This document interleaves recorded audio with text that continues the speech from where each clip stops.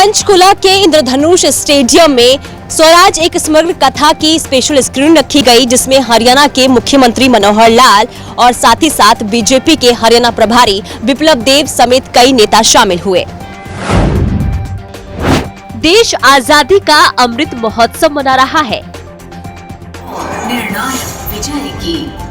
अमृतकाल की इस मेला में शहीदों के गुमनाम किस्से कहानियों को लोगों तक पहुंचाने पर जोर दिया जा रहा है।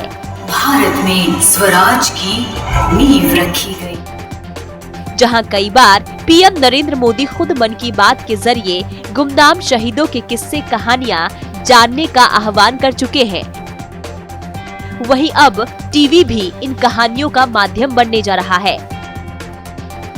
स्वराज भारत के स्वतंत्रता संग्राम की समग्र गाथा इस नाम से प्रसारित होने वाले धारावाहिक की पंचकुला में स्पेशल स्क्रीनिंग रखी गई थी। उन लाखों अनाम बलिदानियों को जिनके त्याग और तप के बल पर, जिसमें मुख्यमंत्री मनोहर लाल, बीजेपी हरियाणा प्रभारी विप्लव देव समेत हरियाणा कैबिनेट के कई मंत्री शामिल हुए।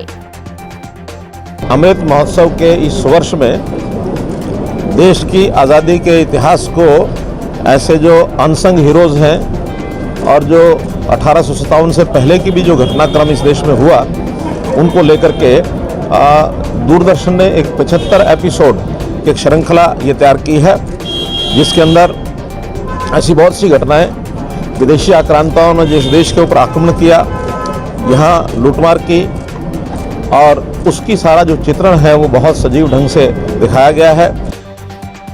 स्वराज की स्पेशल स्क्रीनिंग के बाद मुख्यमंत्री ने एक अहम फैसला लिया। देशभक्तों और शहीदों की गौरव गाथा, या यूं कहे कि अनकही अनसुनी कहानियां शिक्षण संस्थानों में भी दिखाई जाएगी।